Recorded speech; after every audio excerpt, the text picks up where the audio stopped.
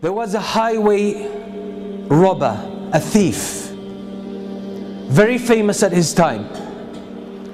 He was in love with one girl, and he had the habit of sneaking into her house some way and watching her, observing her for some time. And in night, he would go and attack caravans, Hajj caravans, travelers, and he would strip them of their property and their wealth and their belongings. He was notorious to the extent that a lot of the caravans most of the time would change route to avoid that area.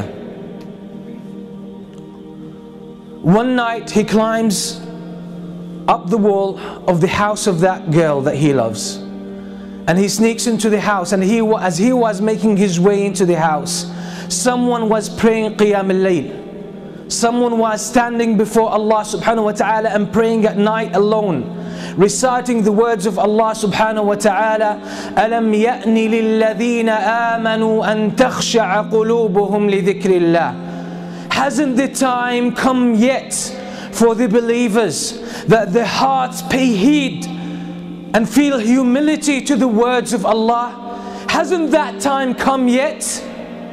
And the words shook him and grabbed his heart, and he was moved deep inside.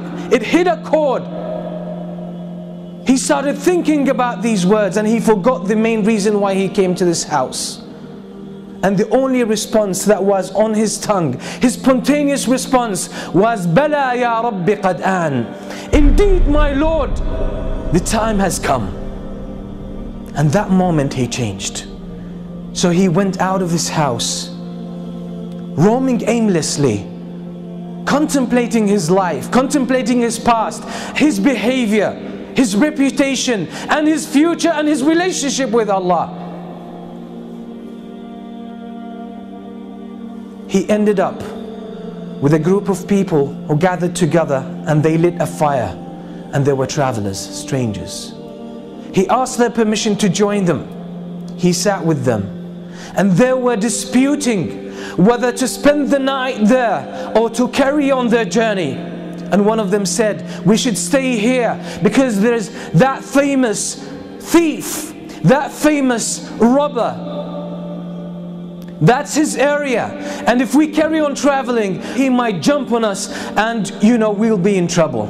So let's spend the night here, then we will set off in the morning. And the name they mentioned, the name of that thief, was this very person. It made him think to himself, what did I do that people fear me that much? What kind of curse I have become to humans, to humanity, that people don't even feel safe about their lives and about their property because of me. All of this made him question his life, question his way of life.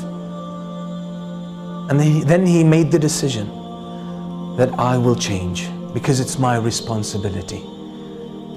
It's not someone else's responsibility to change me and set me on the right course. It's my own initiative, and if I don't take it, it might never happen, and I will face the consequences on the day of judgment.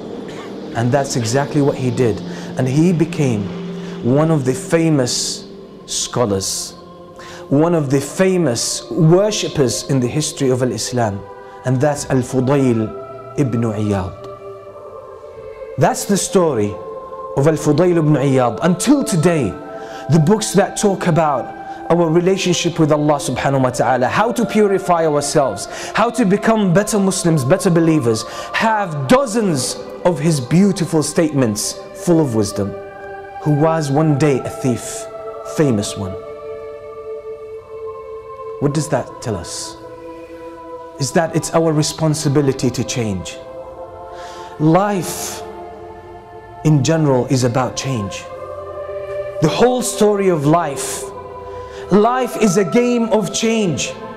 You will never be the same person next year. You'll be different. But the question is, which direction have you taken? That's what Imam Shafi'i used to say. There's no standstill in this world. There's no standstill in this life. You can't stay who you are. You're either moving forward or going backward. So if you are not keen about moving forward, you'll find yourself going backward. Because if you don't change yourself, Shaitan is working full time to change you. That's his vow. That's the goal of his life. He dedicated his whole life for you, just to destroy you, to make sure you end up in the hellfire. So if you don't counter that, his momentum will carry you, or you will get carried away, and he will take you in the direction he wants.